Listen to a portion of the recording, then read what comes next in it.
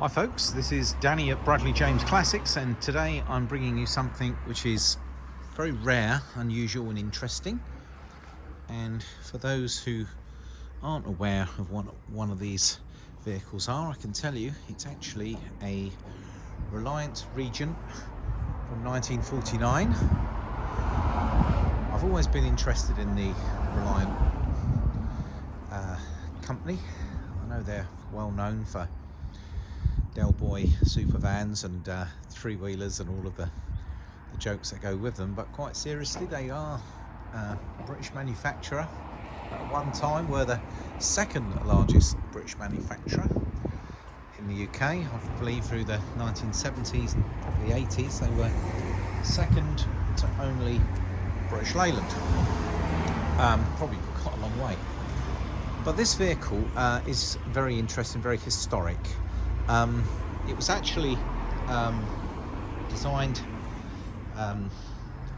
by a couple of chaps who decided that Raleigh, the bicycle company, deciding to get out of the motorised tricycle trade, gave them an opportunity, and sure enough they went and invented a prototype which wasn't massively dissimilar to this, and then they developed the very early Regal, and I think it was the early 1940s when it was developed.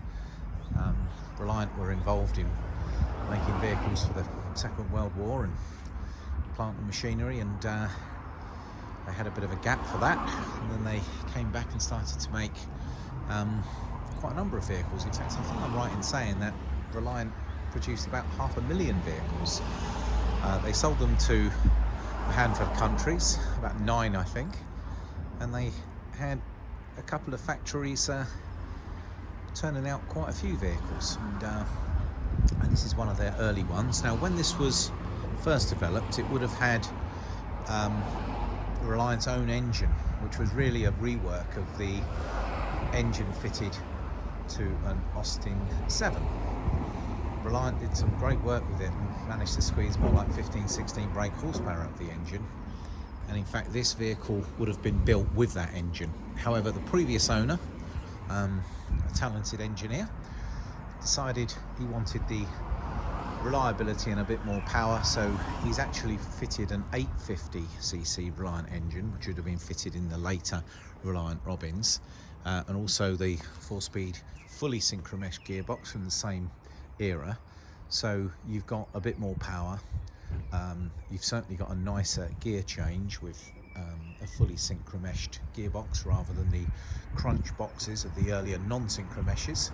So it drives a lot nicer. And this car really is comfortable cruising down the road somewhere between 40 and 50 miles an hour. It's never going to be a car for Santa Pod. It started life in a kind of plums and custard colour. This originally from here down to the bottom would have been done in the plum colour, and at the top it would have been done in the custardy colour. It's known that that's how this vehicle started its life, but it looks rather smart in its British racing green. And the company where the customer that I bought this car from, they had intended to have it sign written for their motorcycle parts business, so that's why it's ended up green, and it does look really good in green actually. So it is a blank canvas. It looks perfectly good as it is, or it can be improved upon with more painting, and you could convert this into a promotional vehicle. It would make a great mobile coffee shop, etc, etc. Or you can do like the previous owner did and just have a great deal of fun and showing it at the local classic car shows. It's totally reliable. It can be used every day. It's very much coming to you in completely up together circumstances. Now, the vehicle was driven 40 miles to me today, so I've just taken it for a drive. An absolute hoot. I promise you, everyone's going to give you a little wave. People seem to love it. It's really well maintained. As I say, the previous owner, being an engineer, knew exactly what he was doing, and he's done a great job maintaining and improving his vehicle where necessary. And back to the design. Now, you've got like girder forked front end of a motorcycle. That's what you look to have out the front here. And then inside you've got a more of a conventional steering wheel, and it's a bit more car-like. So let's open up this door. Let's show you those pedals on the floor.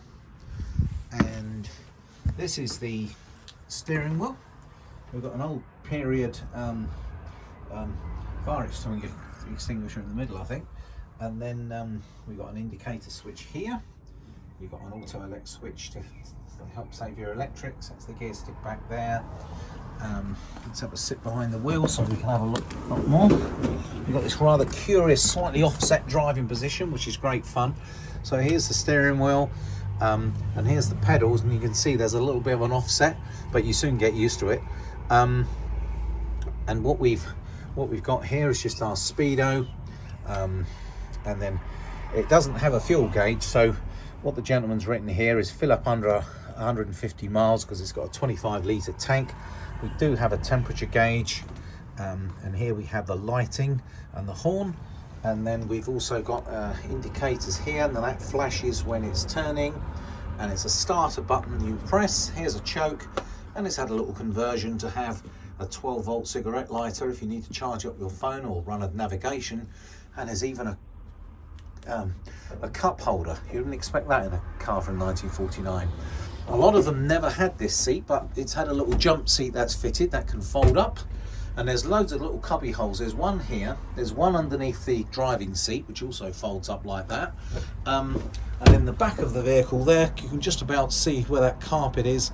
You've got quite a large inspection area.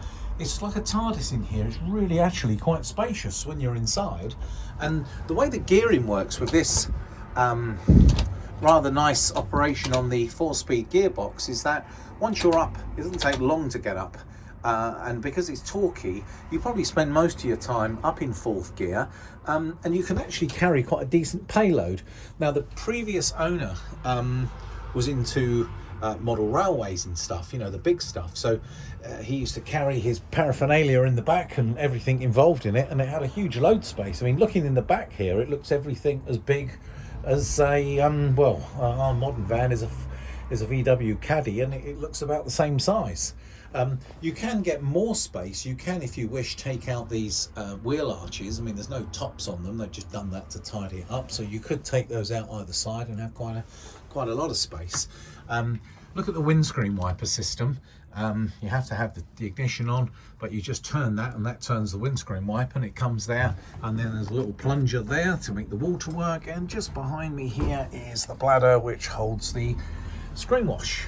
It's quite unique. Now I'm going to show you in the back as well. I'm going to need a key for that. That's it shut up there. Bodywork wise, I mean, this has got aluminium panels. Obviously the evolution of these vehicles, they went on from being an aluminium car over a steel chassis and ash frame. They then, of course, being a Reliant, famously became fiberglass, and this car was essentially replaced by the Reliant Regal. Mark III, I think, is when the Regal took over from this vehicle, and that's a lot more like the Del Boy van, a 3-wheeler car. Actually, not any way like this, a completely different shape. Now I've got a full set of keys here, and one of these keys is going to be for the back. Okay, so I'm going to have to get lucky and choose the right one first time.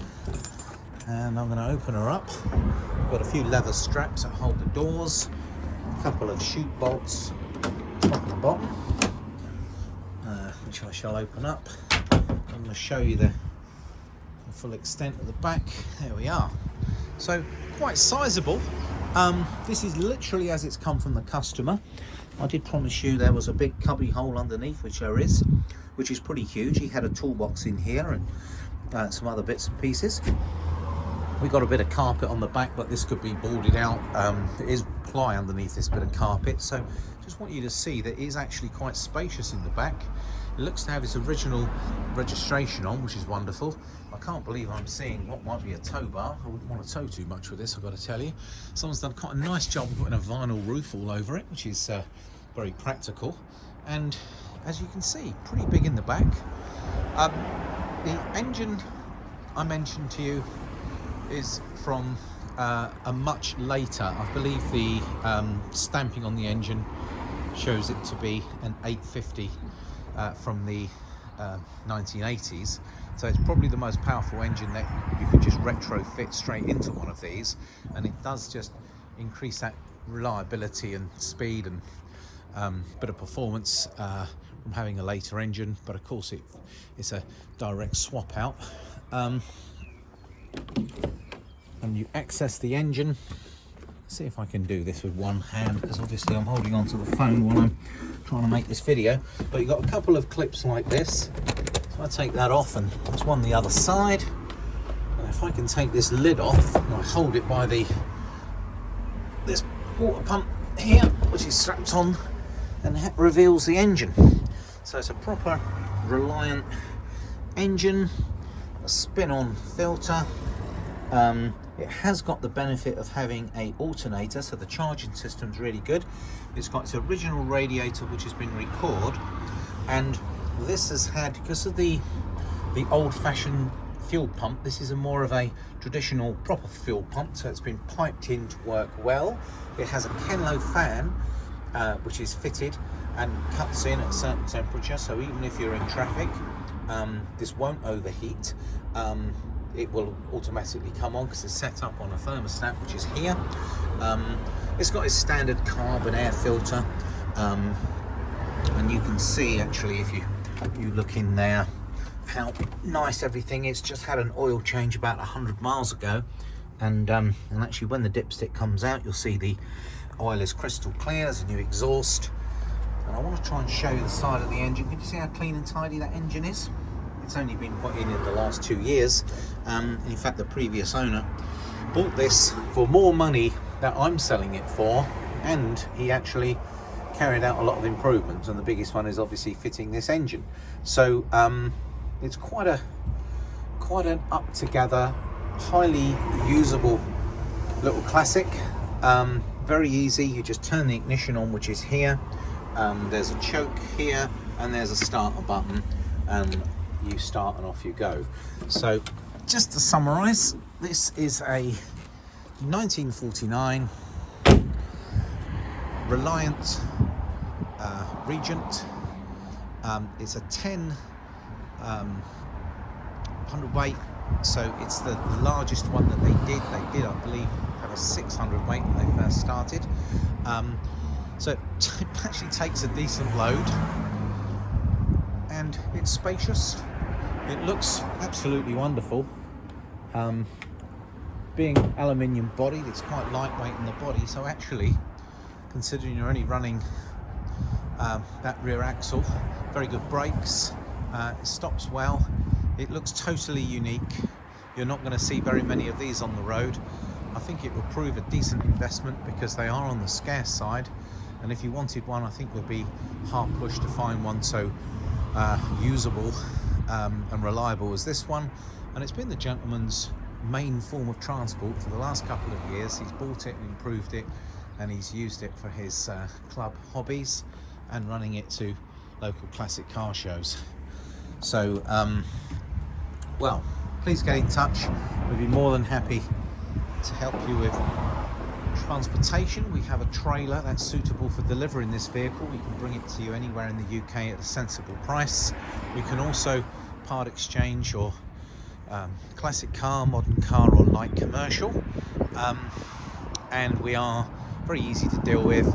As soon as you want the car, we take a deposit, the car's removed from sale, we run it through our workshop. We have our own workshop in Overton in Hampshire. You're very welcome, of course, to come and see this car. There's a railway station a 5-minute walk away from our Overton base. We're also quite close to Basingstoke on the M3, or the A303 or A34 at Whitchurch, so an easy place to find. I hope this video has proven helpful. If you need any more information, please get in touch and we'd be delighted to have a chat to you about this special piece of British motoring history. That's Danny at Bradley James Classics signing out.